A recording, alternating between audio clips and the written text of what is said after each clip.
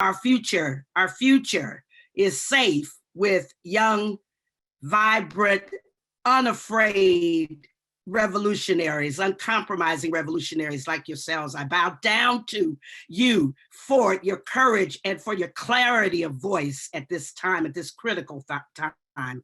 So I bring you greetings from the coordinating committee as an original member of the coordinating committee, and shouting out to Ajamu Baraka, the visionary, who really saw the need for a 21st century anti-imperialism organization that would unapologetically take on the empire, take on the wars that are sponsored by the empire, and popularize that in a way to make Black people understand that this has always been our struggle and our issue. We can never side with the empire or at any level. We can never look for anything good within the empire. The military domination, we cannot make excuses for the fact that this is a damn jobless society in the richest country in the world. People are scrapping for scrapes and having to be toy soldiers in the richest country in the world. So we have to always be clear, and BAP provides us with the platform for that clarity, and voices like Jacqueline and Jemima. Those are examples of the clarity and Black youth, Black revolutionaries rising. So I just can't praise you enough, because you are the real deal. So happy Born Day to BAP. Happy Born Day to BAP. And I shout out to the original coordinating committee members, Lamont Lilly, Kalia Kuno, Anna Edwards, Lukata Mjumbe, Yolande Tomlinson, Margaret Kimberly. Thank you all so much for coming together and bringing the force of leadership, bringing the force of a demand for an organization that would stand right now and represent the resurgence of uncompromising resistance to US imperialism and 21st century colonialism of all stripes, neo and whatever other stripe it comes in. We are definitely indebted to BAP and to Baraka, who saw so clearly the need for this organization. And I see that on a Saturday morning, we've got well over 100 people participating in this membership Zoom. Nothing can stop us. Nothing at all can stop us. So I'm bringing you greetings from the belly of the Deep South beast, the Mississippi Delta, which is off the beaten path, but on the beaten path in terms of our struggles here in the Deep South. 43% of our people languish in abject poverty, and nothing's being done about it because of the neo-colonial Negro leadership that bows down constantly to our oppressors and doesn't make way for any form of self-determination, for any form of direct confrontation that would be meaningful, that would be anything more than scraping and bowing and shuffling and shucking. And we've got to identify them and call them out every single solitary time. So the Black Alliance for Peace was born out of crisis and opportunity. We saw very clearly that the structural contradictions of the global capitalist order in general, and its particular expression in the US, was being translated into more reliance on repression and military aggressiveness domestically and internationally on the part of the US ruling class in order to maintain control. In order to maintain control, we must never forget the real agenda here and the real goal of US imperialism. However, we saw also the crisis of legitimacy as an opportunity to begin to shift the consciousness of African Black people in the US back to a position of resolute opposition against the agents of domestic and global repression represented by the US settler state. And I was so glad, Jacqueline, when you called it that, because people are unclear. People are unclear. They don't know. They think it's a country. You hear Negro politicians say, we saved our democracy when we elected Biden, and all the other myths and legends that we're hearing. But thank you so much for clearly identifying it as what it is, a settler colony state. The intensification of repression meant that it would be easier for the people to see that their interests were diametrically opposed to the interests of the white supremacist minority ruling class. Minority ruling class. Neoliberal austerity policies at the national, state, and local levels waged stagnation and decline. Dramatic reductions in labor force participation, especially during COVID.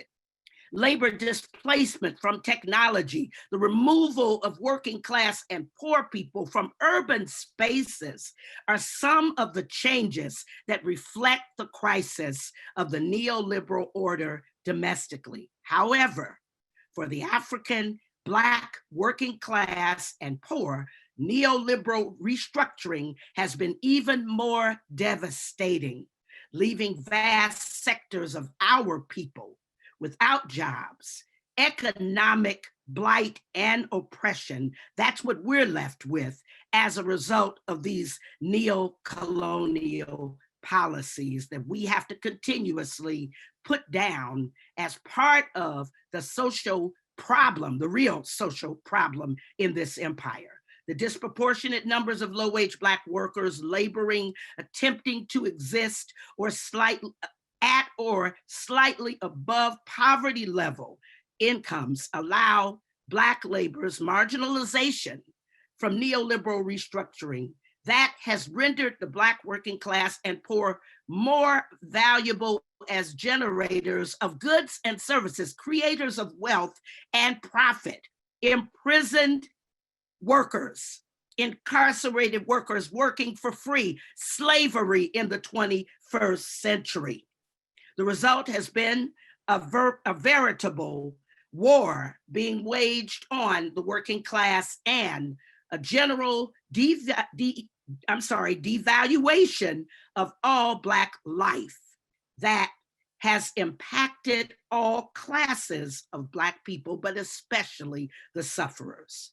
The war waged against the working class within the US in general mirrors the devaluation and war waged on the people of the world by US imperialism, making that connection the way Jacqueline and Jemima did this morning, making the connection between our plight, our suffering, and the suffering of the world's people is important, especially at this time that we engage in moments of international solidarity and resistance. The bipartisan militarization and war being waged against Black, working class, and poor people domestically and abroad has resulted in unimaginable death and destruction for African and nationally oppressed peoples, workers and farmers, domestically and abroad. And I did see in the chat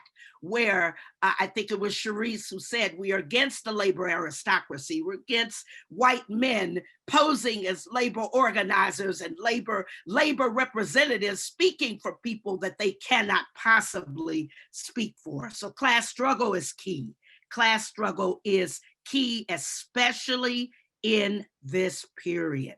The bipartisan militarization and war being waged against the Black working class, that has to be lifted up because it's Democrats, it's Republicans, it's anybody who's against Black freedom. It's anybody who's against Black self-determination globally. You can't look at the Democrats and say they're friends to Black people. We've always been pawns. We've always been used. We've always been basically shoring up the Democrats, and every single time they break their damn promises that they made. Right now, they're breaking promises, pulling the $15, which is nothing, the $15 wage increase, pulling that from the stimulus deal, saying, well, now is not the time. Now's not the time to address the issues of the sufferers by the Democrats or the Republicans. This is a bipartisan war against our people. That's what it is, and we have to look at it. We need other formations for sure, and BAP represents that. BAP represents the other formation, the real formation, the alternatives that we need. BAP understood that Black opposition to US imperialism has been a central characteristic of the Black radical international tradition. I say the Black radical international tradition, not the homegrown shuffle along neo-colonial tradition that says maybe we can work it out, maybe we can put a Band-Aid here, we can work it here. Peaceful coexistence with the people who put our asses on the auction block and hung us from trees. Peaceful coexistence, that's insanity. That's insanity, and we got to do therapy on ourselves to get out of the insanity of thinking that the same empire that hung your mother, raped your mother, hung your father, killed your children can't ever be your savior.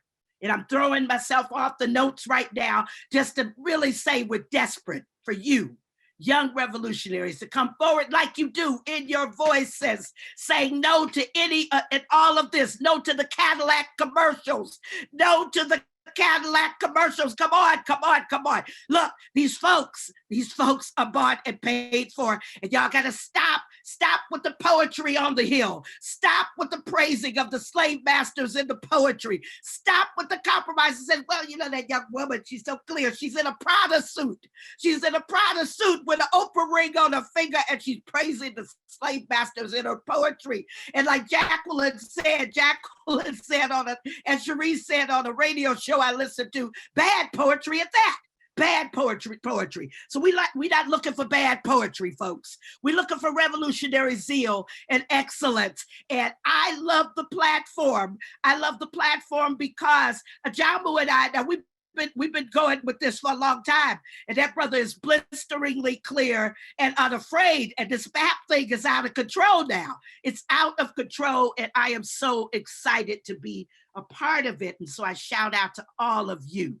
We have concluded that it was only through organization and an unambiguous radical politics informed by an internationalist perspective that centered the interest of African working and laboring classes in opposition to the colonial capitalist system. It is this type of clarity and these conclusions that will free us. It was on the basis of this that we grounded BAP.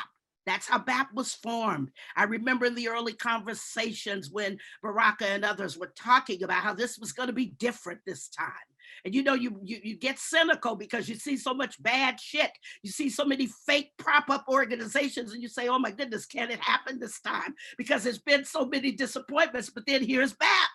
And so we are very inspired. So because it combines local, national, and international struggles, and it takes on the state to condemn the 1033 program. And Jacqueline mentioned the role of the military in terms of so-called providing jobs and education for our people. That can't be the option to become a toy soldier or show up in a body bag. That can't be the only option for young people. The 1033 program has to be not just band-aided, but shot down completely.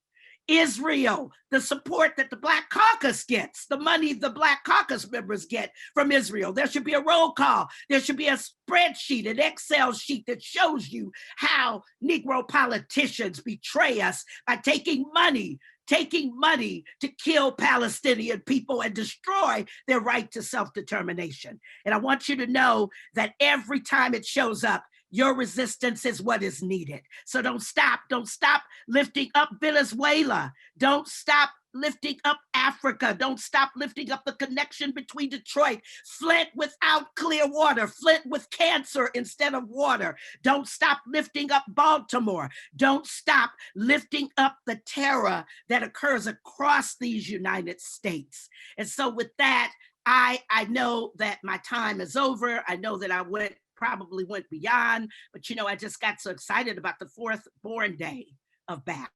So happy born day to BAP. And you know, I wish we could have thrown in that Stevie Wonder song real quick, but that's okay. That's okay. Y'all remember the song, Happy Birthday to You. Happy birthday, BAP.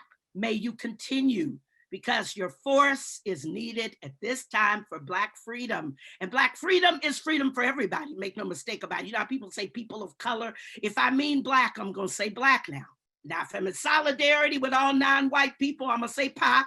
But if I mean Black, I'm gonna say Black. So Black Alliance for Peace, not people of color, but for Peace, but Black Alliance for Peace, unapologetically Black. So again, bowing down to Jacqueline and Jemima and Cherise and all of these young revolutionaries who are rising. And Baraka, thank you for your leadership and your vision. And if I have to get off the screen, it's because I'll be attending a homegoing celebration for the husband of one of the revolutionary judges in Greenville. So if I have to jump off, that would be the reason. But thank you again. Peace and love, power for us, liberation in our lifetime. Thank you so much.